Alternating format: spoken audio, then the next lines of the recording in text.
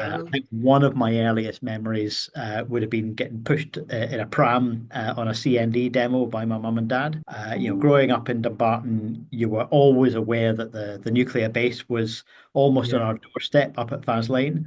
Yes. I think in the 1980s, it's fair to say a lot of people had a great deal of anxiety about the threat of nuclear annihilation. Hi, I'm David Reilly, and very warm welcome to today's edition of People and Politics. If you've not already done so, please consider subscribing to the show. I'd be very grateful indeed. Today's guest is Patrick Harvie MSP.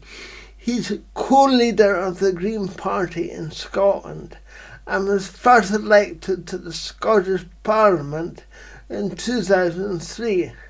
I'm very much looking forward to talking to Patrick about climate transition, about housing policy and immigration, and many other areas of policy, or however many I get time, I get time to get through. So, welcome to today's edition of People and Politics.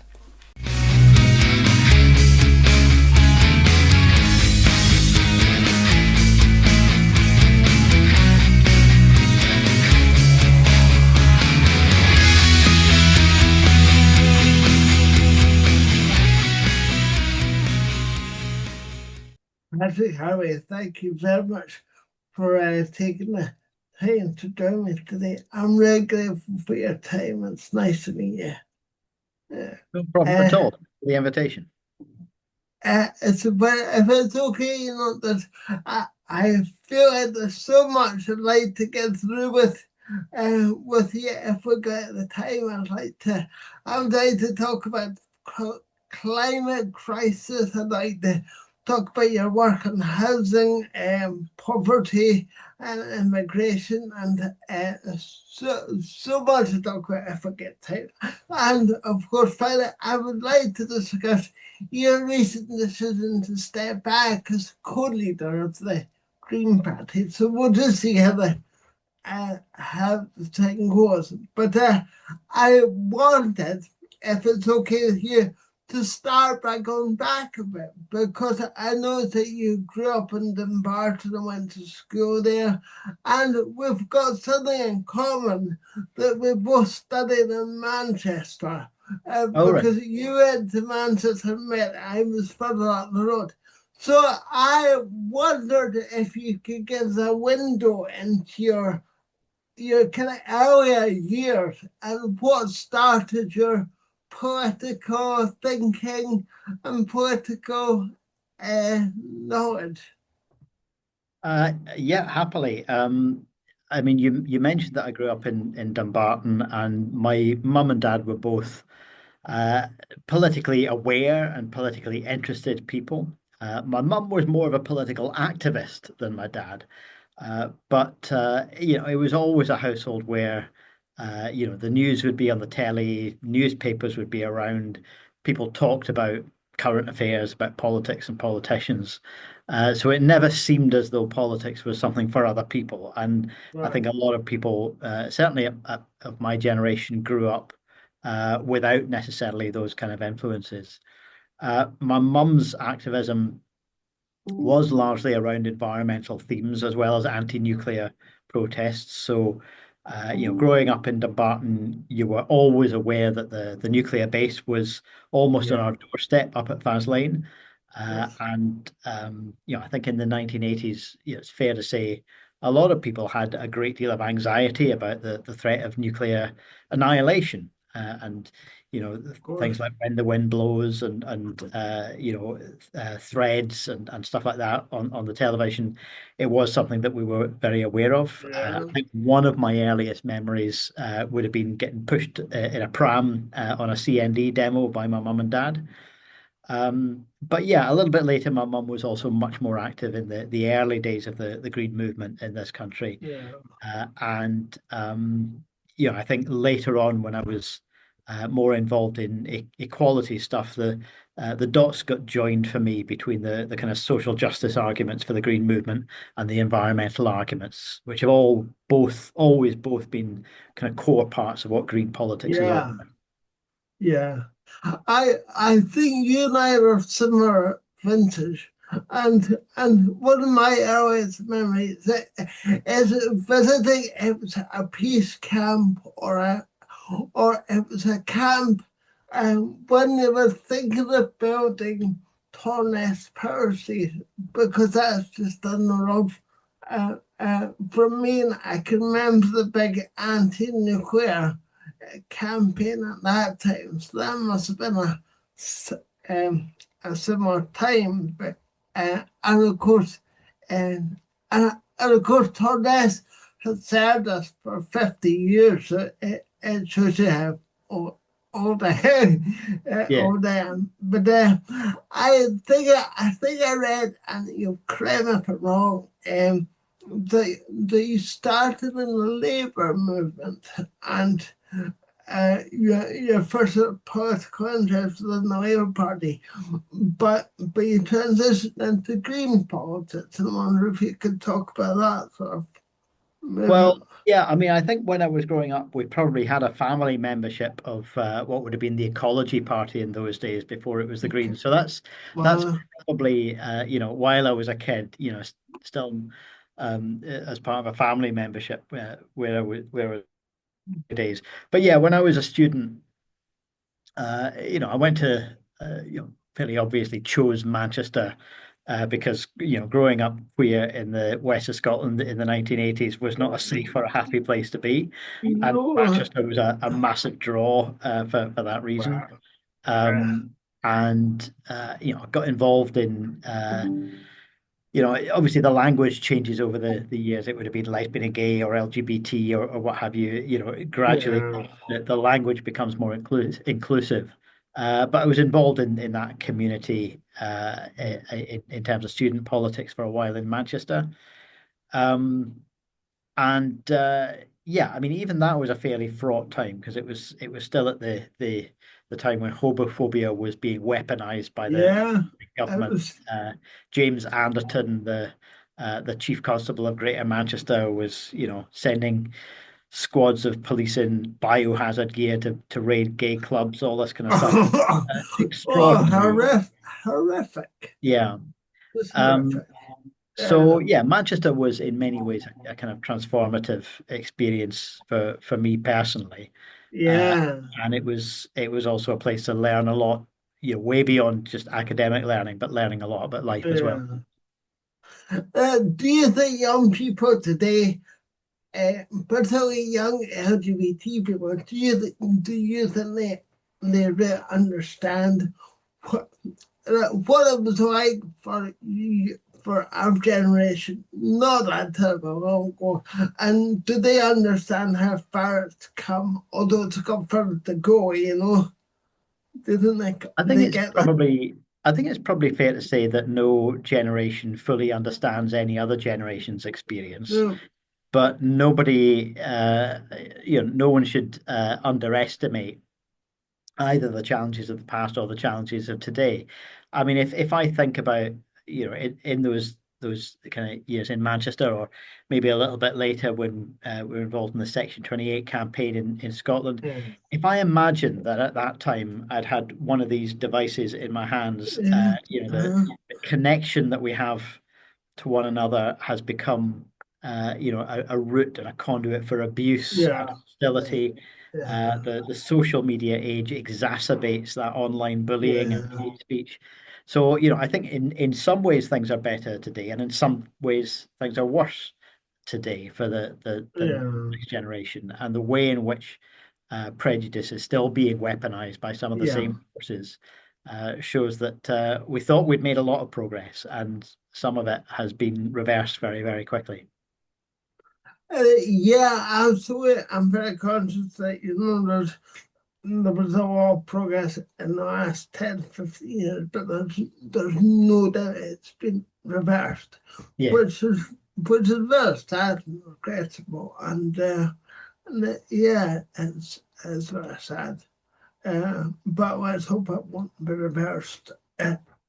As best it reversed irreversibly, but I don't know if that's a double negative. Well, Uh, I think the thing to remember is, the forces of equality and human rights have shown that we can win. It's been yeah, done before. It's a struggle that every generation needs to win again on its own terms. So it yeah, needs to be done again. All of that work needs to be done again with every generation. But yeah. it can result in progress, and because it's been done before, we know it can be done again. When you were first elected to the Scottish Parliament in 2003, it must have felt like quite a different landscape at that time. And how did that feel at that time for you? Well, I mean, it was obviously a huge step forward for the party. As you said, when I was a student, I'd had 1 year in the Labour Party and never renewed my membership. But I'd joined the Green Party in Scotland back during the first session of the Scottish Parliament, and the Greens had been really supportive of the campaign to repeal Section 28, and that's kind of when the dots joined up for me. I had that Yeah, environmental influence from my early days, and that social justice and equality influence that was joining up with that. So I joined the party, I think around 2001, if I remember rightly, 2000 or 2001. Um, and at that point, we only had one MSP. And going from one MSP to seven in that 2003 election yeah, was extraordinary. that's Uh, big. and, it was also a period when there was much more diversity coming into the Scottish Parliament in general, not just ourselves, but there was also a far left party, and there was a scattering of independents and single issue campaigners who got elected. So it felt like there was a broadening out of the political landscape in Scotland. So it was really exciting for us, but I think it was an exciting time in Scottish politics as well. And people thinking, okay, we've got this new parliament. It was only 4 years Yeah, old at this point, but what can we do differently with it, rather than just yeah, how can we have it as a closer place to have the same kind of political debates? How can we allow it to be something different? yeah, yeah. And around in at the time when Section 28 was first spoken about repealing that, it was met with a lot of horror and hostility Yeah. at the time. So looking back, is it good to look back and see the progress that has been made since that time? Yeah, I mean, if you think back to just before devolution, just before the referendum on creating a Scottish Parliament, very clearly there was a groundswell of enthusiasm across Scotland, and there was a clear majority that wanted a parliament of our own.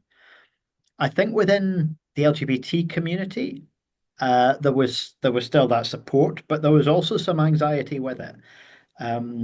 Scotland at that point, I think, still had a very powerful story of itself, of being a more socially conservative part of the UK, a place where bishops wielded block votes, and where ideas were a little bit slower to catch up. Um, that I don't think that story of Scotland was ever really true, but it was a powerful story. A lot of Yeah, people believed it. And so there were people who were genuinely worried. What would a Scottish Parliament do with our rights once it had control of them? yeah, And we didn't really know the answer to that.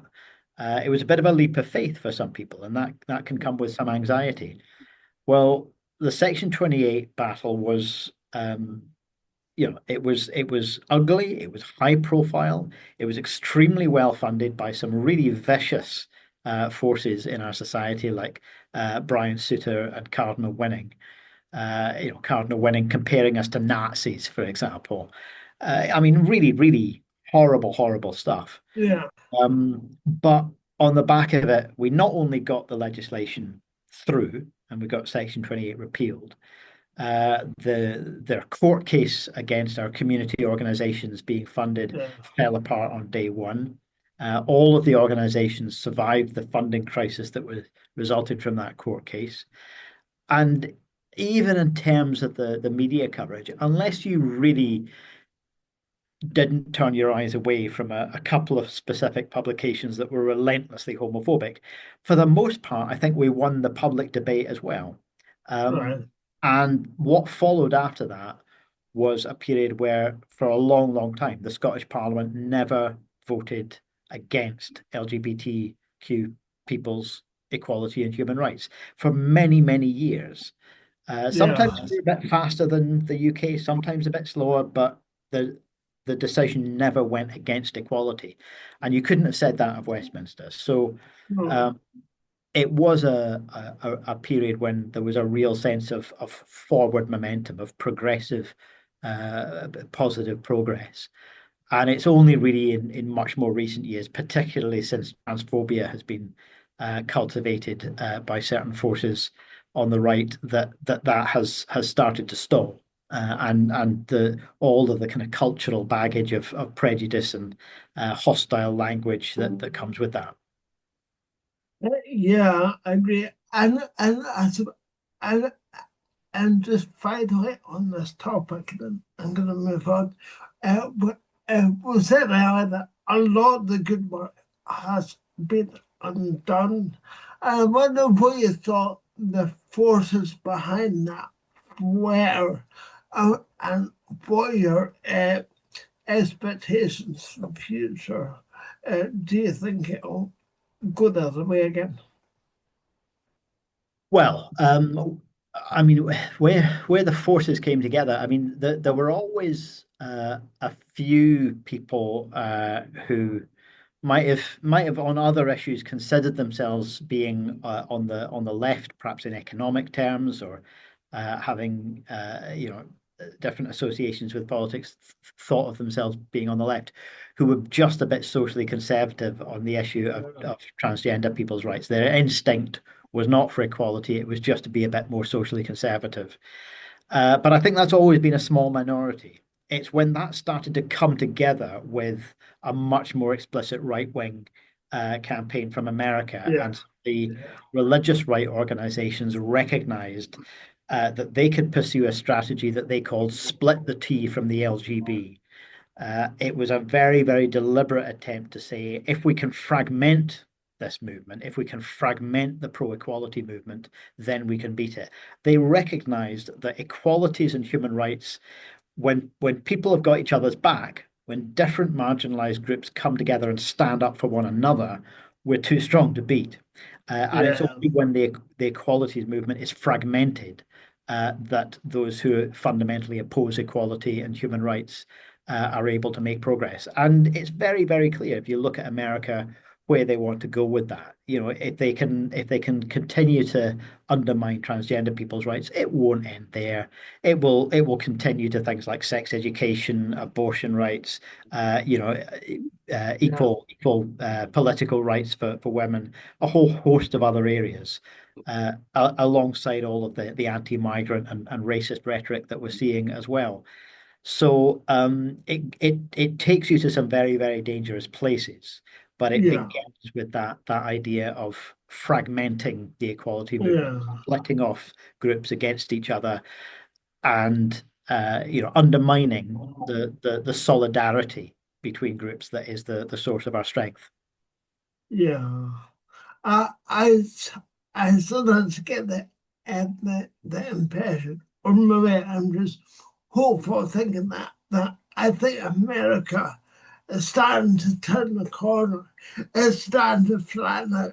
It's starting to realize that it can't it can't go on like this. And I think it'll take a few years, but I think hopefully things are starting to turn in America, which in time will filter its way over to here. So we Well, can't but hope that.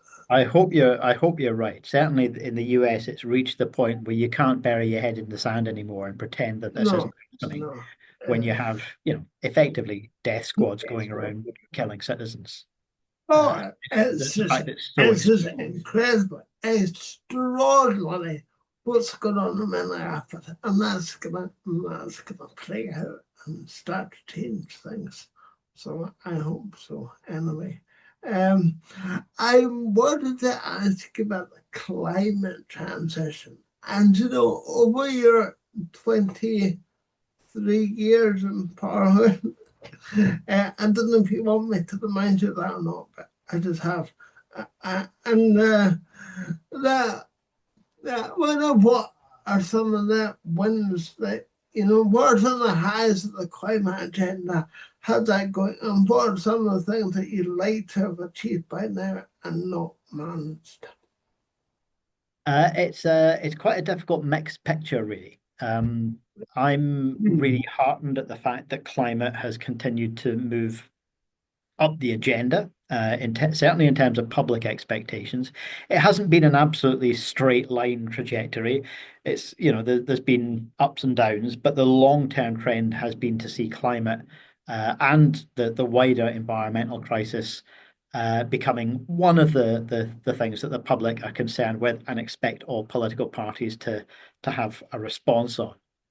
Um, but alongside that awareness that it is an issue, I think we're still seeing a lack of understanding of the scale of the challenge that's required. And so when political parties say, yes, we're supporting electric cars, or we're seeing some renewable energy growth, and those are good positive changes, but they are not nearly deep enough changes in order to respond to what the science really demands.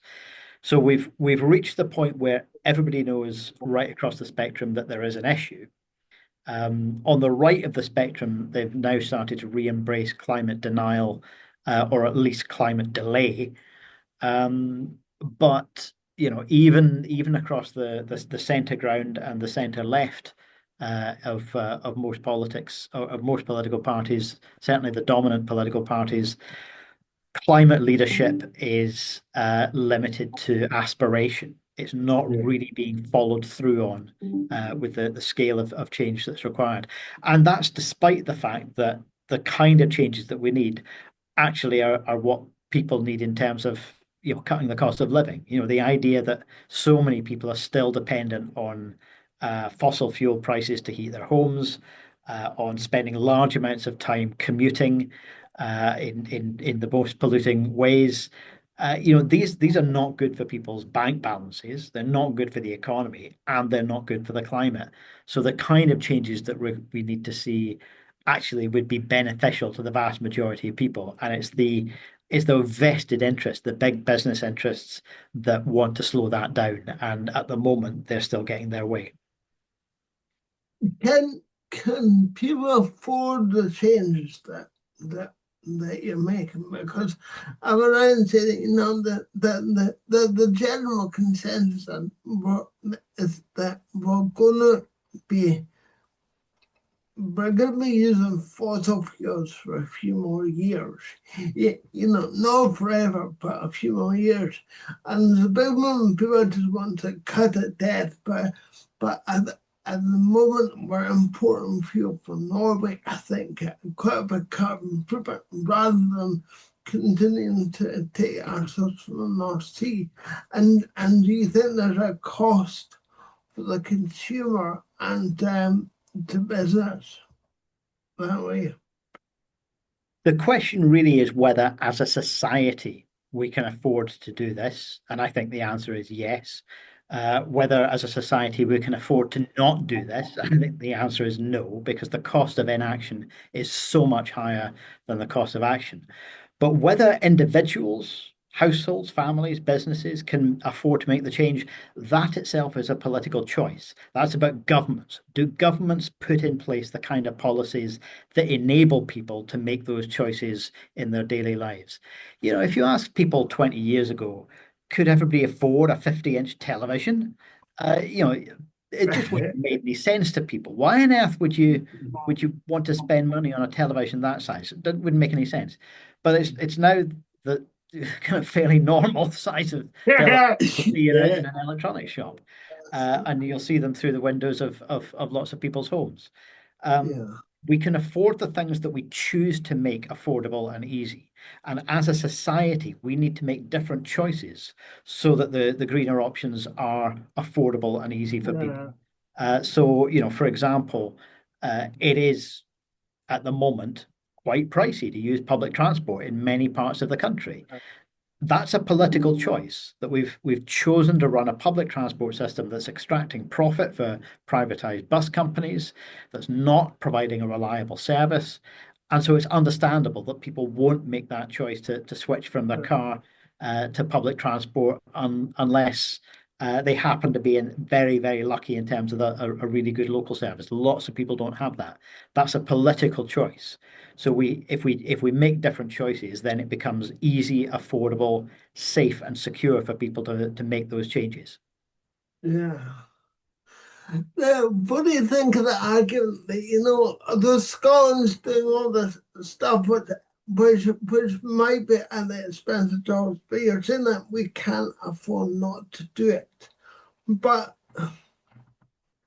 the effect that Scotland has on the planet, on the sort of overall global warming is, it doesn't even scratch the surface. So I can so what about I can that there's no point in putting through people through unnecessary pain for what has a minuscule effect on the wider sort of global climate Well, if every crisis. if every country reached that calculation, that would amount to a global suicide note. That would be a decision to fail. What we have to do is have every country take responsibility. And actually, even if you see countries that have historically much lower emissions per head of the population than we do, some of them are moving much, much faster toward things like renewables. Things like solar is so cheap now that some countries, some developing countries, are skipping the dirty phase of development or not developing fossil fuel infrastructure as fast as they would otherwise because they can roll out renewables. Now, if a developing country can do that, then a wealthy country with a long history of contributing more than our fair share of pollution into the world that's driven climate change, we absolutely have a responsibility. And the Yeah, other point is the opportunity that we've got. We are really, really fortunate in Scotland, the amount of renewable energy that we are surrounded with, not just the wind, but in our seas as well, uh, yeah, and the opportunity not just to meet our own needs. But to produce electricity that will be an export commodity as well, either direct export of electricity or producing green hydrogen. Those are going to be really mainstay parts of the future of our economy. And will be, even if even if climate change wasn't happening, we'd be missing a trick in terms of our economy if we didn't develop these technologies. yeah. I see when, although I must say to you, Sunderland's have got to the local hills, which used to be bit, and now they've got wind turbines as far as I can see, and I don't always consider that as environmentally pleasing as it used to be. So Sure, there's there's plus and minus to everything. there's an aesthetic judgment to be made about any kind of development, but I'd be willing to bet that you'd rather see a few wind turbines than having to be walking across an open cast coal mine. Yeah, yeah, that's true. Yeah, I remember when Kenzie Power Station came down. It was there. It wasn't good. And then, so I was you've done a lot of work on affordable housing, and I think in various times the rent control has been re-established. After Maggie Thatcher abolished it in the dark old days of the 80s. Do you think that will have the desired effect to make more housing affordable? And and and do you think that we're right to build as many new homes as we're building? Because there's just homes are going everywhere. So on rent, first of all, Yeah. I think we need to recognize that the social rented sector has been allowed to shrink so much. The private rented sector has been allowed to grow so much that a great many people are priced out of owner occupation. They're in jobs where they simply do not ever have the ability to save enough money to buy a home, to put down a deposit on buying a home. Uh, they have no availability of social rented housing. There's just no chance that they're going to get No. social rented housing. Uh, and the private rented sector is all they've got available to them. And not everybody, but a great many people in that situation are being fleeced. They're being charged exploitative rent levels, and we've allowed that to happen in a really unregulated way. I'm really pleased that we got the emergency rent freeze in place during the early part of the cost of living crisis, just after the invasion of Ukraine caused the energy price spike, which knocked onto food prices and everything, and that incredible sense of urgency there.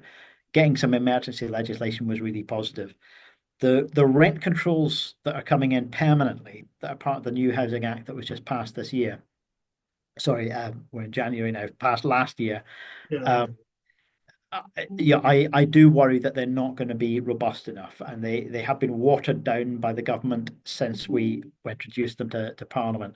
So that's that even in the most kind of high rent areas where rents are really out of control, even once you declare a rent control area, that will still mean rents rising above inflation, Yeah. 1% above inflation. So rents will continue to become less affordable. So I'm not convinced that we're going to get as much of a benefit. It will still be better than nothing. And it means that you Yeah. won't see rents spiraling by 10, 15, 20%, which we're seeing in some Yeah. places. But it could be better. It could be better. The second part of your question, though, is about numbers. It's about what are we building? And I Yeah. think we have to ask about the kind of housing that we're building, not just about the numbers. Yeah. Numbers are one important part of it, but they're not the only important part of it. This country, by which I mean Scotland and the rest of the UK, have a real serious problem going back decades that we allow the housing development to be determined by speculative investors. It's about whether the investors want to make a profit. It used to be the case in this country, and it still is in quite a few other European countries, that it's the social need that determines Yeah. where housing is built and what kind of housing to build. A local authority will decide, okay, we want to parcel off this piece of land. We'll decide what kind of housing should be put on it, and we'll put that out to developers who want to make some money by building those homes. But the social need is what determines the type of housing that gets built, Right. not maximizing the profit for investors. Okay. And we've got it round the wrong way. We have a system that's about maximizing the profit for investors, and that results in homes getting built that are way out of reach of a great many Yeah. people, even in the Yeah. local area that it's being built in. But we're not seeing the kind of affordable, ordinary, kind of No. starter homes Yeah. or young No. family homes getting built that people can genuinely afford. So I think we need to break down this artificial distinction that we've got between what the market provides and what we call social housing. Yeah, that's the thing because I found it hard to get my head around the idea because they say that that this is our population is not increasing and in some ways it's decreasing, but we still need these thousands of new homes, and I've kind of struggled to get my head around that idea. Well, we do need new homes, and one of the problems is also the age of our housing stock. Yeah, The reasons why a lot of other European countries have a more modern housing stock has a lot to do with housing that was destroyed during the Second World War. right. Uh, you know, places where all of that rebuilding had to happen. Um, this country has very old housing stock by comparison, simply because we've got so much of it from the kind of pre-1919 era. I Right. live in a perfectly decent Glasgow tenement, but in a lot of European cities, that type of housing would have been built much more recently, and to a higher energy performance standard. And again, you've got different factors that have led to that difference in the housing stock. So the need to build is partly about numbers, but it's also about the type of homes that we need to be living in the 21st Yeah. century. And the answer to that isn't always the type of homes that were being built at the beginning of the 20th century. So I, I moved into this home just over a year ago, and I spent the best part of 2 years looking for somewhere to live. Hmm. And so I spent a lot of time looking at new builds as opposed to 70s builds, 30s builds, and I was very conscious of that. And the new builds are very different to what you used to get for your money. In the Yeah. 60s and 70s, you would get a house, a garden, a driveway, a garage. And I'm very conscious that, it's all really high end houses that have driveways, garages, and it feels a bit like social engineering, like, only the more affluent people are expected to have cars or driveways, and so I wasn't overly impressed on new builds, or selling the new builds that I could afford. Yeah. Well, I mean, I think coming from my part of the political spectrum, I'd be more likely to call it market failure than social engineering. But Yeah. the effect is the same. A lot of people don't have the choices available to them that they need. Whether that's about, something like accessibility as well. The last few years, I've been getting a touch of arthritis. Now, it's pretty mild. It's pretty manageable at the moment, but I expect it to get worse. So I've been thinking maybe I should be looking to move somewhere that's got level access, level entry, or a lift Mm. in the building or something. And again, if you were in a lot of other European cities, there'd be a huge amount of that kind of accommodation because it was built at a time when people were already starting to think about accessibility. Yeah, Whereas yeah. we've got a huge amount of housing that was built when that just wasn't being thought about. Mm. Uh, Obviously, accessibility is important to me, and one of the main drivers that made me want to move is, Yeah. I lived in a flat in Edinburgh for Hmm. 20 years, and it was great. I lived in Morningside in Edinburgh, nothing not to like. But over recently, it has got harder and harder and harder to get around Edinburgh by Yeah. car.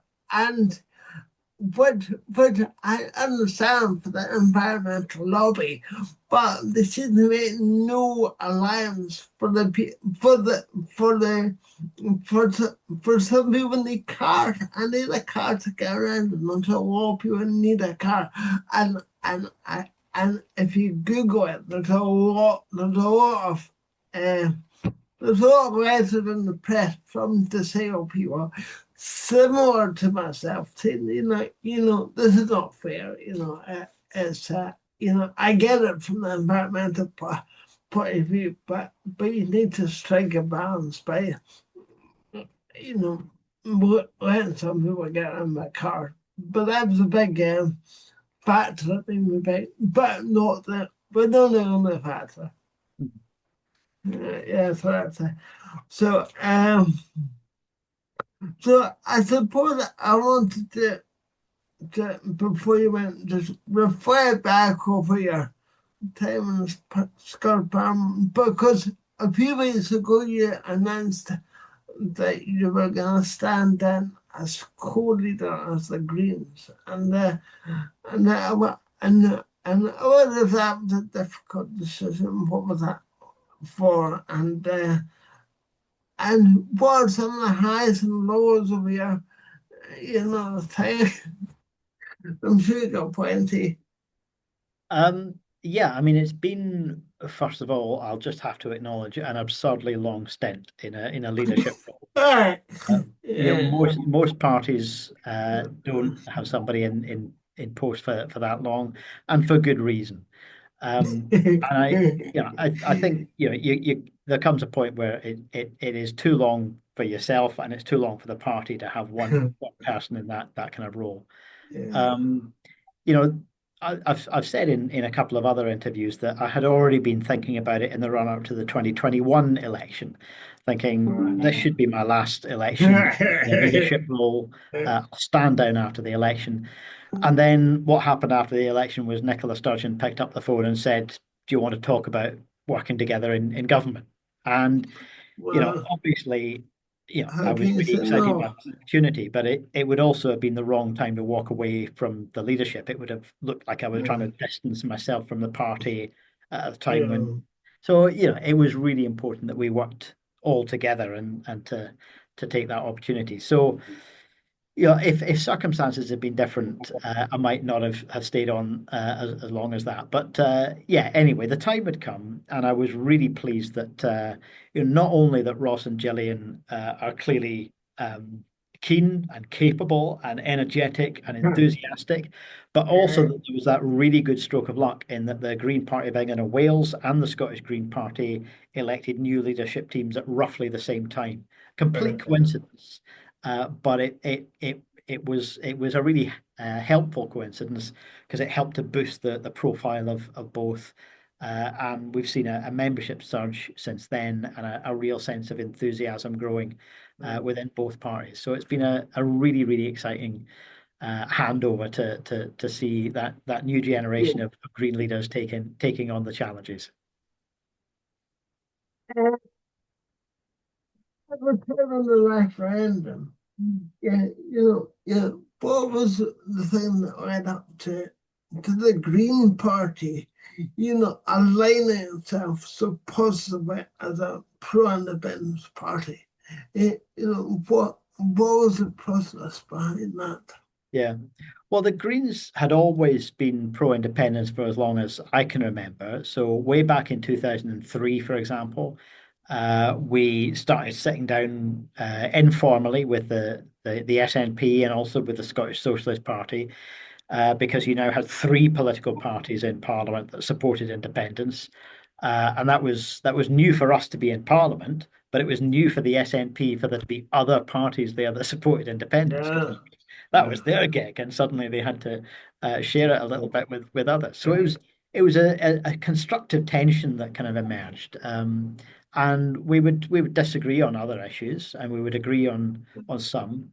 Um, but I think for a lot of Greens, for every time that I can remember debating the Constitution within the Green Party at our conferences or meetings, um, for the most part, people immediately see the opportunities, control of energy policy, getting rid of Trident, a whole host of a better immigration policy, whole host of issues that we would like to do differently.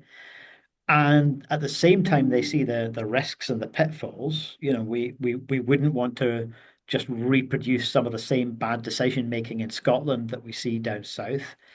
Um, but as well as recognizing those risks and opportunities, they're immediately moving on from that question of independence, and they're not they're motivated by questions about interdependence, about how do we exist in the world alongside others? How do we share those challenges? How do we live up to global questions like the climate emergency? And we do that by Yeah. taking responsibility for the decisions about how we run our society. And that's the kind of approach to independence that most Greens have. It's got nothing to do with flags or patriotism or identity. It's all to do with taking responsibility and saying, we need to be ready to act differently in the world. Yeah, that makes sense because to have an effect on the planet, it means that everybody has to work together. Everybody has to be on the same agenda. I Absolutely. And wasn't aware that. it's a little bit like the European debate as well that happened a couple of years after the independence referendum.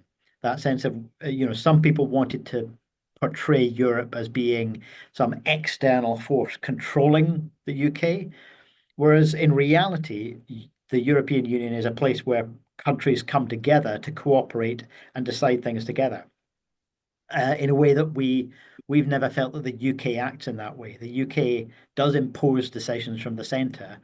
It doesn't have the different parts of the UK coming together to make decisions in a more federalist or a more Yeah, centralized way. Whereas the European Union is one where, the smallest member state has a voice. Uh, yeah, democratically not as big a voice as the Germany or the France or what have you, no, but it has a voice at the top table. And so that sense of interdependence and cooperation as being compatible, not just compatible with independence, but a reason for independence, because it allows you to take your place at the top table. yeah, it's that intercompatibility in being part of Europe and being in the bed uh, for some reason doesn't apply to the British model. And yet, people say that we have the most powerful devolved parliament in the world here in Scotland. So that's one argument people put forward. But Well, there are some people who still make that claim. The reality yeah, is that we've got a UK Parliament that has repeatedly passed legislation on devolved areas against the refusal of consent by the devolved parliaments, not just in Scotland but in Wales. So the what's described as the devolution settlement has been absolutely shot through in recent years by some of the Brexit legislation, by the Internal Market Act, by essentially a power grab by the UK level. okay, sure, yeah. As a whole other debate, the independence thing. I, so you're standing again for re-election in 2025. Good luck with that. I'm still 2026. That's I'm in the wrong year as well. And so going forward, what do you think your role will be in the party now? Will it be difficult to to have a kind of honor the role that having been the main man for so long. No, to be honest, I think No. maybe I've surprised. I think maybe I've surprised myself already. I'm really comfortable taking on the roles that Ross and Gillian asked me to. So I covered for the health committee for a while when Gillian was on maternity leave. Now that Gillian's back and they're both doing a lot more stuff with the pre-election period, getting the campaign ready. I've taken on the Yes. finance committee from Ross, so I'm really enjoying actually being told what to do and getting on with it. And I'll look forward to doing whatever my group leaders want me to do in the next session if I'm lucky enough to be re-elected. Oh, I'm sure you will have known that, and that you've served right admirable over the years, and I'm sure you'll be doing it. But Evan Patty, I've thoroughly enjoyed talking to you this afternoon. Thank you so much for taking time out to do this. Not at all. Once again, thanks for the invitation. It's a pleasure, and good luck in the election coming up this year. Thank you. Smashing. All the best now.